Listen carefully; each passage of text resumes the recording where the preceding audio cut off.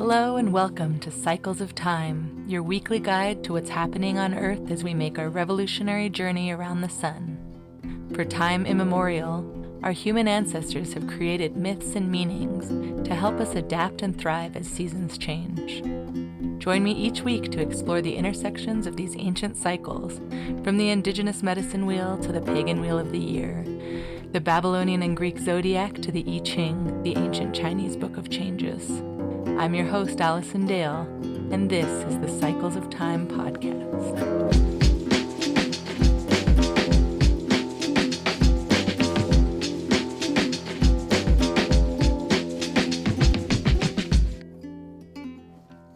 Hello and welcome to Cycles of Time, the Cosmic Birth Canal. This is your forecast for March 16th to 21st, where we're celebrating the Spring Equinox, the Astrological New Year, Ostara, Aries season is beginning, and the sun is moving through the human design gates of Crisis, gate 36, and Innocence, gate 25. So it's an important time in the skies. Happy Astrological New Year to all of you who celebrate. Happy Ostara, happy Spring Equinox, happy Aries season. This week is marking not only all of these major cosmic milestones in the Wheel of the Year, but also the start of the second season of Cycles of Time podcast. So this last season that's just ending has been such a beautiful joy to walk the Wheel of the Year with you all. And as I mentioned before, I'm making a few exciting changes and upgrades this year. First off, video. Here we are, live on video. Video killed the radio star. You can check out my brand new YouTube channel, and you can still get the audio on your favorite podcast players too, as well as written transcript on Substack delivered to your inbox every Monday, if that's how you prefer to digest information. I definitely am much more of a writer than a video person, but I've enjoyed podcasting and being in my little den, my little recording studio. So I'm excited to kind of embrace a new experience as we enter this astrological new year. So thanks for being here. If you're new here, welcome. Cycles of Time is where I walk the Wheel of the Year and look at the seasons week by week for 52 weeks of the year through the lenses of the zodiac, the medicine wheel, the Taoist Wuxing cycle, and the I Ching, and really just tap into the ancestral stories of the seasons and do it in an embodied way. So thanks for being here. One little announcement before I get into the forecast this week is, along with this start of a new cycle, I am starting to offer a paid subscription or membership so you can walk the Wheel of the Year along with me in a little bit more of a tangible and in-depth way. I'm calling it Embody the Revolution, and I definitely want to keep the newsletter completely free and for the long haul. But this year, I'm excited to offer a super exciting paid tier as well. In my humble opinion, there's just a lot of value here, and I'm really excited to just get in depth and be able to reflect on these seasons as they pass and how they show up in our own lives. So as a paid subscriber, you can sign up on Substack or through my website at astrosomatics.com. You're going to get somatic practice videos to help you ground amongst the energy of the current moment. It's a big year astrologically and in all the ways. And so I really want to provide the somatics part of Astrosomatics this year and do some breathwork exercises, some embodiment, some movement exercises to ground into the energy of the week. You'll also get a monthly PDF workbook sent to your inbox at the beginning of every astrological season, starting with Aries season this week on March 20th. And I'm really excited about this PDF. I'm a former designer by trade, and so getting back into the design was really fun and just bringing a lot of juicy information and journaling prompts about the themes of the season, including the major astrological transits, the different wheels of the year, the elementals, and the human design gates of the season. So yeah, it has journaling prompts, it has some somatic exercises there to follow along with. So just a really great way to get an overview of the season ahead. We're also going to be doing live on Zoom revolutionary breathwork sessions on each new or full moon of the year. And so that's included as part of the membership. I'm certified as a trauma-informed breathwork facilitator, and I'll be hosting a guided breathwork session every month that helps us drop into our bodies and attune to the themes of the season. So I have all the dates up on my website under the Embody the Revolution membership page on astrosomatics.com, so you can kind of see when those dates are. And I will send out a recording of those breathwork sessions that are a guided climactic breathwork session that lasts about 40 minutes to kind of really release what we're holding on too tightly to. So I'm really excited about that. Part of this will also be a community reflection session on Zoom, where we'll get together at the end of each zodiac season to discuss how the energies and the elements and the human design gates of that season showed up for you in your life, and just have a moment to kind of reflect and share on that. There'll be an ongoing community forum to connect with other members and myself, to ask questions about the Wheel of the Year as it unfolds and to share your experiences. And then finally a calendar, a Google Calendar, where you'll get all of the transits of the year just plugged right into your calendar so you can follow along. And I spent a lot of time putting that together, so I'm excited about all of these elements, and I welcome you and invite you to join. It's a really good deal. You just become a paid subscriber on Substack, and come along for the ride. I'd absolutely love to have you join me as I walk the Wheel of the Year, and doing it in community is just so much more fun. So let's move on to this week in the Wheel of the Year. Week 0, because we're moving out of the last cycle, Pisces season, into the new cycle on Thursday with Aries season. And this week's mantra is, I release the past and step boldly into my new beginning, leaving my assumptions and expectations at the door. In the Wheel of the Year, we are in the direction east in the medicine wheel, the direction of spring, of childhood, of physicality, of the element earth. And we're kind of coming out of the winter direction north, which is about elderhood and spirituality and the element wind. And so that's the evolution of the medicine wheel in the seasons. In the Wuxing 5-element cycle of Chinese medicine and Taoism, we're currently in the season of wood, which it comes after the season of water and before the season of fire. And it is basically like upward growth and momentum, kind of like spring feels like. Both of those feel very related to Aries, with childhood and wood, kind of like a sprout, like the Aries sprout coming out of the earth. In the pagan Wheel of the Year, we are celebrating the holy day of Ostara this week, and I'll get into that more in a minute. The zodiac season, we're transitioning from Pisces to Aries. The spring equinox is on March 20th, and that is the day that every year Aries season begins in the tropical zodiac. Our moon phase is waning away from that full moon lunar eclipse in Virgo last week. And then finally, in the I Ching hexagram and human design Wheel of the Year, we are moving from gate 36, which we've been in since March 13th, last week with that solar eclipse, until Tuesday, the 18th. And then we're moving into gate 25 from March 19th to 24th.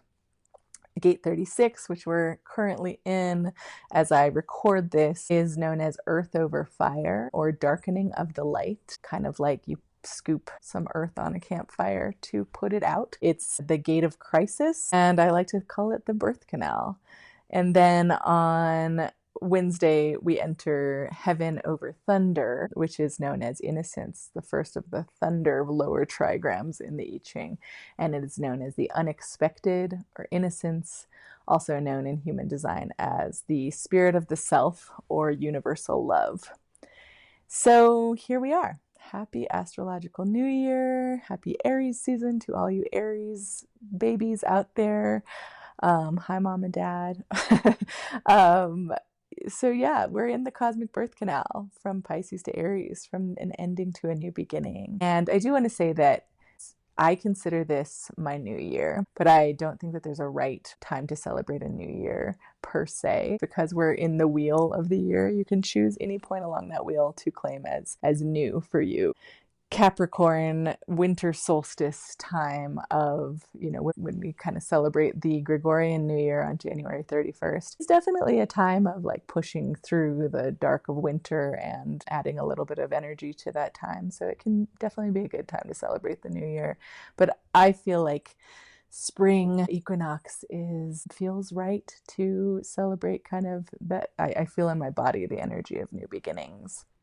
I do also want to say that I love the Witches' New Year, which is in the pagan wheel of the year, celebrated on Samhain or Halloween, kind of at the beginning of this dark season. And that's a really beautiful concept, because I love the idea of celebrating a new year when the point of incubation or conception or gestation begins, so that, life begins in the darkness. It doesn't begin when you sprout out of the earth necessarily. So that's another great time to celebrate the new year. But I digress. In the astrological wheel, Aries is the first sign, and it is a beautiful story that goes from Aries all the way around to Pisces about the corollaries to the human life cycle or the life cycle of a plant. And so it's just a beautiful time to celebrate a new year and come through the birth canal of the depths of Pisces season that we've been in. There's a quote that reminded me of this week that says, "Like a kite cut from the string,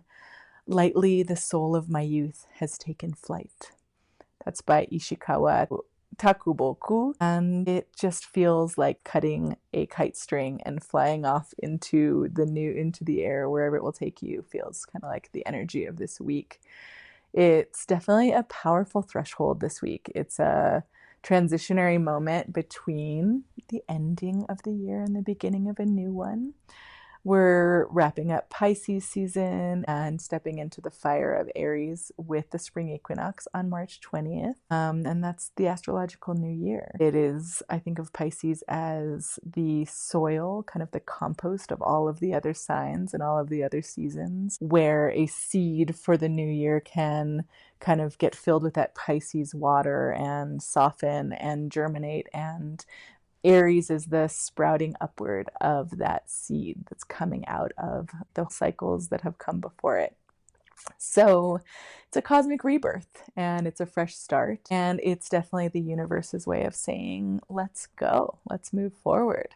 The ram's horns are this beautiful glyph of Aries that is also like a little sprout coming out of the earth, a baby little dicot sprout.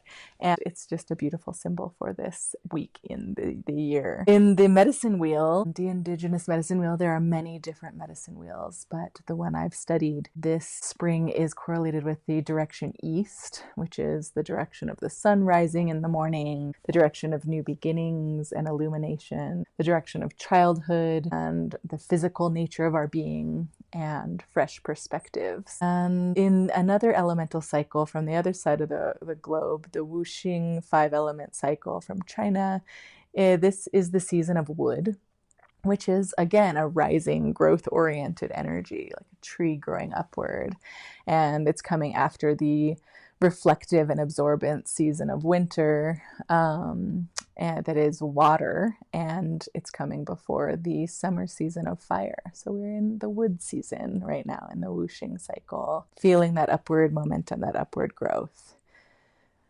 The moon this week is waning, and it's helping us to release what we no longer need, what's no longer aligned with our soul path. And we had that full moon lunar eclipse in Virgo last Thursday, Friday. So that helped kind of set off this waning stage to clear space for what's coming next. And in the zodiac, the elemental shift is happening here this week from water, which is Pisces, to fire, which is Aries. And it's moving us from kind of deep emotional currents to bold bold, instinctual action. Pisces is mutable water, and so it's about kind of the moving, churning, two fishes swimming in opposite directions. And then we have Aries, which is cardinal fire, and that basically, I think of my fireplace here. It's a spark. You needed that initial spark to light a fire. So yeah, we are moving from mutable water to cardinal fire, and it is taking us from Pisces, the last sign of the zodiac, which is associated with the feet, the place where we feel the weight of the past, where we feel the earth beneath us, our feet hold us, just knowing that everything that has come before us is beneath our feet, where energy pools before it moves upward through our bodies. And Aries, the first sign of the zodiac, is ruled by the head. So we're going from the feet to the head. And the head is that ram horn spark of initiation, fire of our personal identity, and the impulse to move forward into the world without hesitation. So this transition from Pisces to Aries is definitely like a cosmic birth canal, and it's pushing us from the dreamy and fluid state of Pisces into the emergent qualities of Aries. So if you've been feeling stuck or foggy or in limbo or just kind of like you're thawing, that's how I've felt over the past month, it's the moment where things kind of start to break through. The seed casing has softened and now we can break through into a new reality. And every year, Aries season in the tropical zodiac starts on the spring equinox. So with the spring equinox, a very important day in many cultures across the globe. You think about all of the different monuments to the spring equinox and the returning of the light that there are built in stone around the world. But light and dark on this day are in perfect balance. And from this point forward, in the Northern Hemisphere, days begin to grow longer, and Aries season kicks off, bringing this surge of energy and the planting of seeds, like things sprouting up. Aries doesn't wait for permission. It moves, it charges forward. And so this is the time of the year to start embracing your desires and trusting your instincts and taking those bold first steps towards what it is you truly want to happen in this new cycle. Ostara is the pagan festival of the spring equinox. So the pagan wheel of the year celebrates the solstices, equinoxes, and then the cross-quarter days that fall between them. So this day marks the balance of day and night, and it's named after the Germanic goddess Esther. And this festival celebrates renewal and fertility and the awakening of life after winter's sleep. So it has a lot of similarities to Easter, which is not happening this year until April 20th, so a month away. But in the traditional pagan calendar and the Wheel of the Year, Ostara was the celebration of eggs and hares and fertility and lighting fires to welcome the sun back, planting seeds, honoring the earth's fertility, and just really welcoming the return of warmth and growth. And it's funny because this week, one morning, my 6-year-old woke up and she was like, we need to get the Easter stuff out of the garage. And so we went and got a bunch of plastic eggs and Easter baskets, and we have these like giant bunny hats that I got at a costume store in San Francisco a while back, and she has like little bunny costumes, and so she was feeling the warmth. It's definitely been where I am, like a very big transition between freezing one day and like really t-shirt weather, hot, nice hiking weather the next day, and then snow the next day. And then it's been just back and forth, as Pisces season often is. And so she felt these first the birds started chirping, little daffodils in my front walkway started popping through, and she was like, okay, it's really spring now. I can see it. So we got to get the Easter stuff out. So I thought that was pretty funny because Ostara, she's on the money. This week is Ostara. And in some traditions for Ostara, people painted eggs as symbols of creation and released hares into the fields to invoke prosperity. So they're tapped in with these, secular Easter kind of associations of spring. And today, Ostara is celebrated by many around the world, modern pagans and Wiccans among others. And this is a day to decorate, create an altar of kind of what you want to see emerge in this new cycle. Decorating the altar with flowers, with seeds, with eggs, going outside and just welcoming these longer days that are coming, meditating on new intentions for the new cycle. And so it's definitely a beautiful time to embrace rebirth and creativity and the return of the sun's strength. So you can probably hear a little bit of the Christian, rebirth and the sun, rebirth of the sun in that as well. So, life finds a way, and life is stirring beneath the surface and beginning to pop up and be reborn during this time of year. So happy Ostara.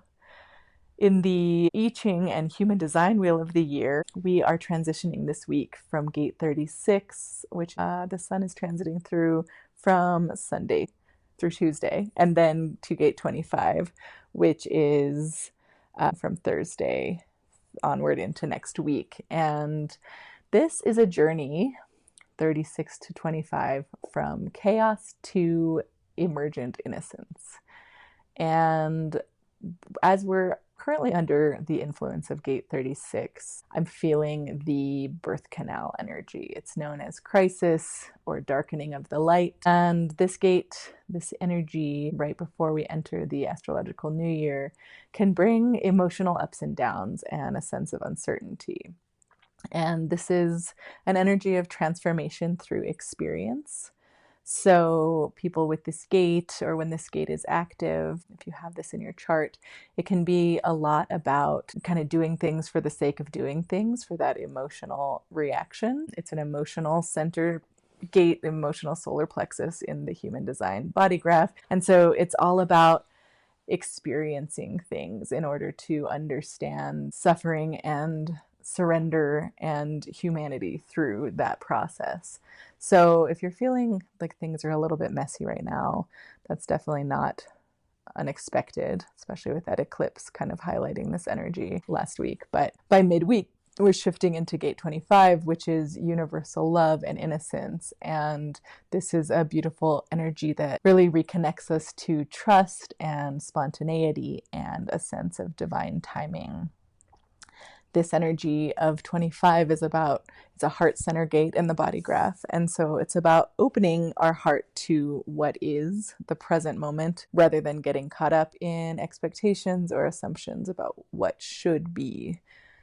So in the human design wheel, the shift from gate 36 to gate 25 is reflecting this rebirth that we've seen in these other cycles as well. This kind of coming through something and growing upward into something new. So it's this movement from emotional turbulence into pure innocence of just like being open to the new possibilities of a new cycle.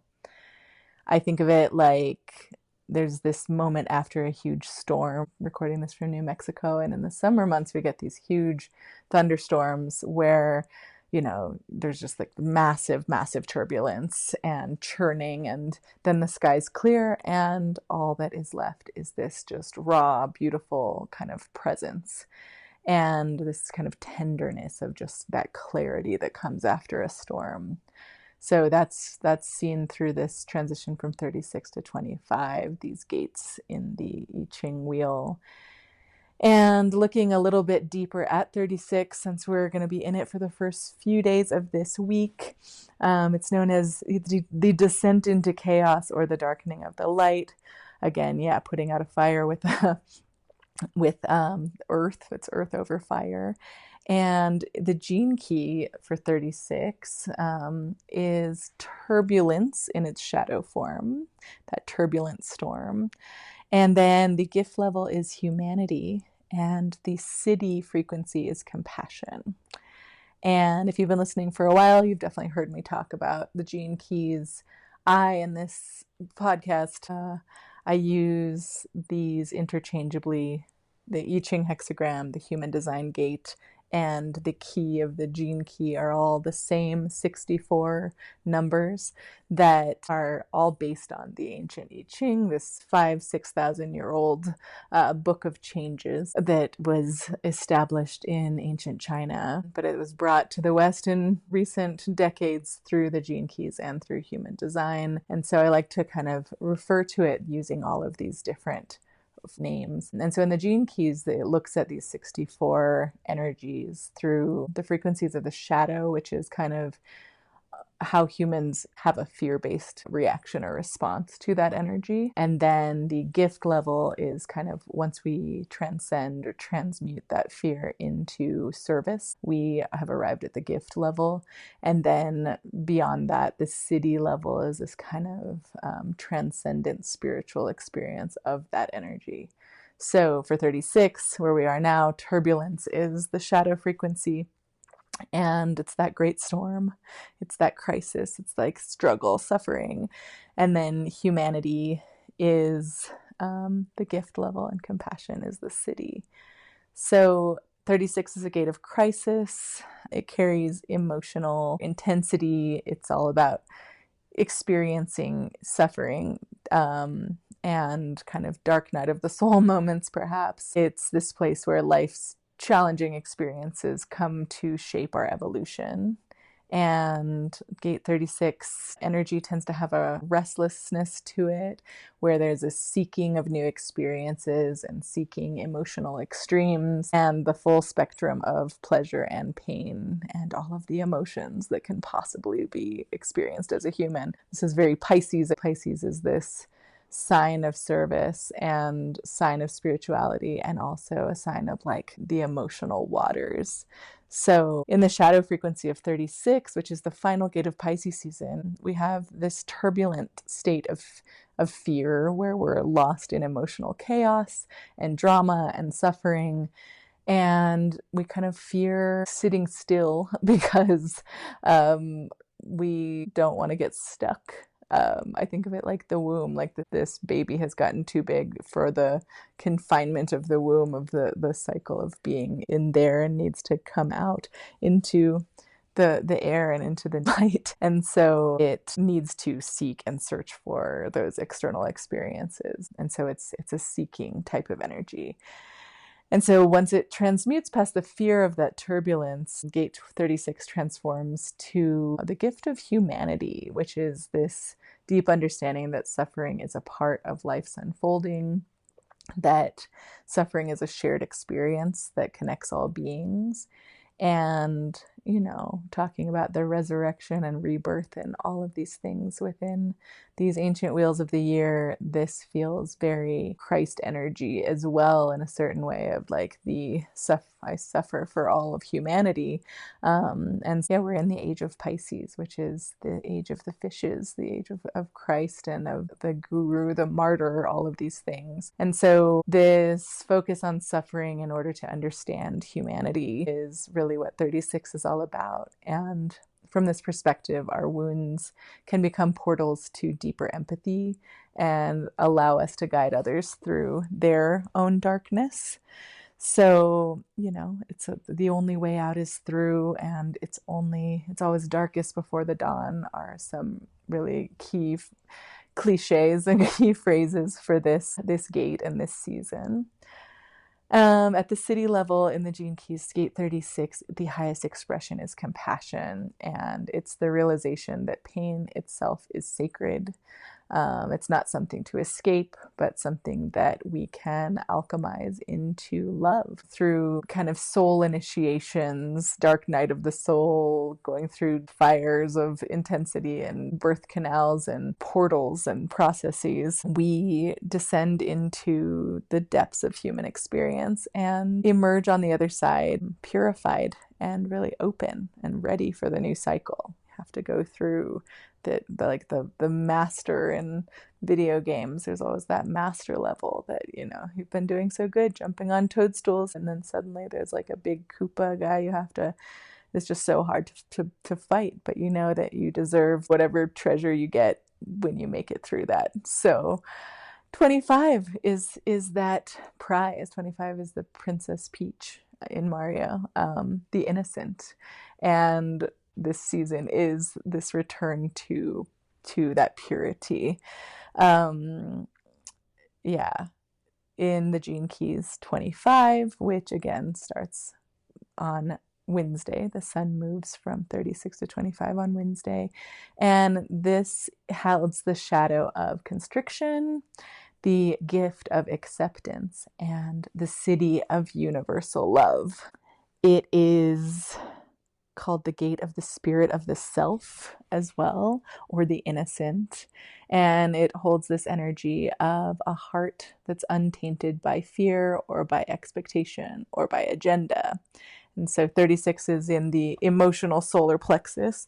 And then we move to 25, which is a heart center gate in the human design body graph. And it's about this recognition that we are pure love. Our hearts contain, our beating hearts are everything. And it has this childlike wonder, this radical trust, and kind of a spontaneous love for life itself.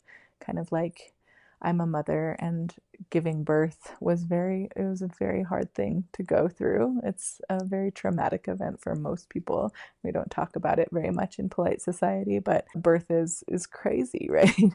And you go through this kind of like deep challenge, this existential threat, and then you arrive with new life, and there is nothing more incredible than this wonder and this trust and this surrender to love in that moment.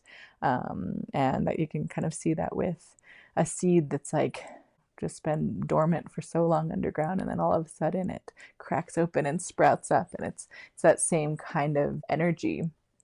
But in the shadow state, there's like a fear-based response to this energy. Constriction is the vibe. It's this tight and fearful contraction that comes from closing ourselves off to love. And this is often a reaction to the pain that is felt in gate 36. These memories of like, oh wow, I just went through some crazy stuff. I went through this tightening, this birth canal, and this turbulence. And so there can be this like, wow, I'm here, I'm on the planet, oh my gosh, this is amazing. Just like this most pure love. And then it can go very quickly to this kind of like protect the heart. Constriction is coming in and protecting the heart.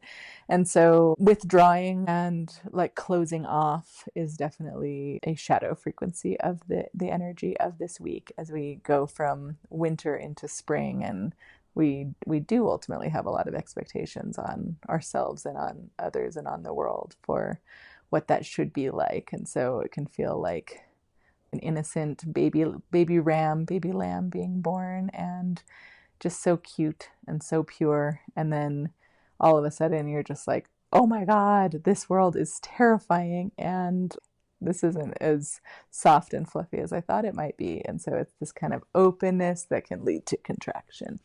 When we kind of transmute beyond that, and soften, and don't react in fear, there's this quality of acceptance, which is the gift level of this gene key. And it's realizing that love is available to us. It's not something that we have to earn. We don't need to be afraid that something might happen. We are in this abundant universe, and it's beautiful. And there's no need to seek or guard ourselves from love. It's just the fundamental fabric of reality in this experience. At the highest expression, which is known as universal love, gate 25 radiates pure unconditional presence. And it's this presence of beingness, not grasping or needing to cling to anything or seeking. We've come through a deep seeking of like needing to get out of the confinement that we were in and needing to push through to the new reality. And now we're in the simple beingness of the first moments of spring. So it's this universal love that exists beyond desire, beyond attachment, beyond suffering. And it's the same energy that flows through nature and through the cosmos, through the breath of the universe. It's just this everything, this universal beingness. So yeah, it's a beautiful season, beautiful time to be alive, despite all of the wildness that's happening in the world. We're in the beginning of a new year, and there's a beautiful visual that I wanted to read there's an I Ching website called Cafe au Sol that I pulled this quote from, but I really liked what it brought to mind for this season. It says that baby birds do not develop their colorful beaks and feathers until adolescence, when their territorial urge begins. Until then, their coloring, their kind of drab coloring, allows them to remain hidden and protected. And this is the protection offered to a state of innocence. It's not bright and bold and colorful yet. It will be, but right in the beginning, it's like undifferentiated. And so like a hatchling protected from early danger, you can approach the threshold of perception with a sense of discovery. The master said, "Those who do not know what cannot be done can accomplish great things." In I Ching, 25 is known as Wu Wang, which means not attached or not caught up in defending yourself against unfolding events. If you exert your will too early, it can kind of create disharmony in the flow of life. And when you're unattached, you can observe your fundamental harmony with what unfolds and know that you're a part of this fabric of universal love. There is a couple of elements that are helpful to think about when we're trying to like live into this moment of undifferentiated universal love and innocence. And the three things to think about are having compassion when relating to others, coming with an open heart in that way, having an appreciation of the uncarved block or the blank slate, the blank canvas, and then also kind of remaining simple in your desires this week by not trying to play the host, but remaining the guest of a greater unfolding. So compassion, uncarved block, and remaining the guest of a greater unfolding. This journey from 36 to 25 is really showing us the cycle of life itself, where we're forced to experience life very fully in 36. We're in the depths of our feelings, and then gate 25 brings us out to the other side. And really it shows us that the experience itself was never the point. We don't need to constantly seek new experiences, but it's the love and the heartfeltness that we bring to that experience that matters. Gate 36 is the dark storm of the soul, and gate 25 is the clear blue sky that follows. Gate 36 is a seeker chasing new emotional highs and lows, and gate 25 is the sage who is sitting quietly in the present moment, knowing that all is already whole. It is like the transition between karma to dharma, where karma is this notion that we must struggle to find meaning and kind of what goes around comes around, and dharma is the truth that the meaning is already here in every breath, in every heartbeat, to come back to the heart, and in every present moment. The return to innocence, that Sade song, it's the return to innocence. I'm thinking about last week on the podcast, I had Jonathan Coe on, astrologer, a friend of mine. It was a beautiful conversation. And we were talking about Pisces season into Aries being like this place between being asleep in a deep dream and waking up. And in Pisces season, we're in the dream state.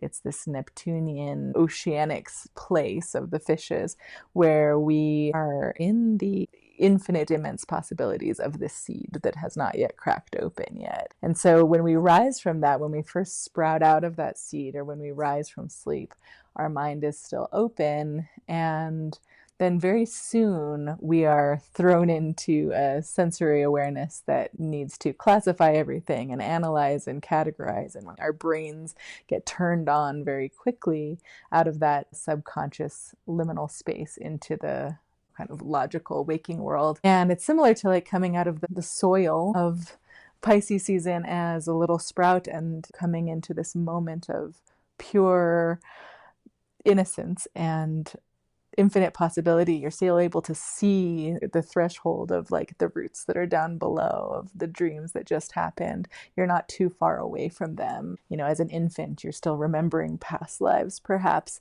but very soon the rest of the world says like, okay, let's go. And we'll see that throughout Aries season. The rest of the human design gates of Aries season kind of show this journey of the ram going from that lamb-like innocence through personal agency and autonomy. And that's what ends up getting associated with Aries, is that drive and pushing forward and willpower. But in the beginning of Aries is the lamb, is the baby infant lamb, the tiny little, just imagine, just rocking a little baby kitten, a little lamb, a little puppy, and just looking into the eyes of a little being like that and feeling that feeling of universal love that comes from looking in the eyes of a babe.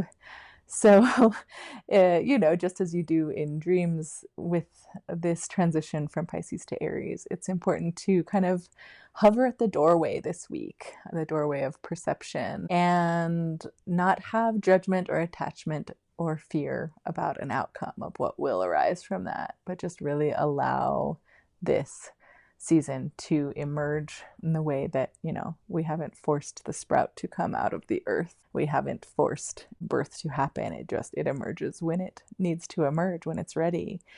And so this innocence later on in the week is just asking us to keep an open mind so that the powers of creation and creative energy can lead us towards environments that are going to be conducive for the year ahead. All right, so some themes for the week to wrap it all up are letting go of the old weight, definitely still shedding skin. We're in eclipse season still between that lunar eclipse in Virgo and the March 29th solar eclipse in Aries. And so this portal in between eclipses is very much like trust the process, receive what lessons the universe has to give you, let go of old weight. As we end Pisces season and begin Aries season, we don't need to bring the skin of last year along with us. And it is the year of the snake. So we are shedding a lot more skins this year. And, cosmic birth canal is a big theme for this week, trusting the process. The only way out is through. It's always darkest before the dawn. Just take those cliches and put them in your pocket. Great Gate 36 at the beginning of this week could bring some growing pains and realizations and new experiences that you have to sort out, but clarity is coming after that. And step into your power this week. Aries season is about transforming, taking that innocence and that universal possibility and moving it into action and courage and fresh starts as we grow upward in this season of wood and the season of upward growth. Feel the shifts in your body this week. I'm going to record a somatic exercise for paid subscribers, and I'll give this first one to all subscribers as well, to the Substack, and post it on YouTube as well, so that you can get a sense of what these somatic exercises will be like to ground into the energy each week of these 52 weeks of the year. But this time it's going to be about moving from the feet. Pisces is the feet. There's two of them, two fishes, and we're moving from the feet to the head. The head is Aries, the ram, and embracing the energetic flow between the feet and the head.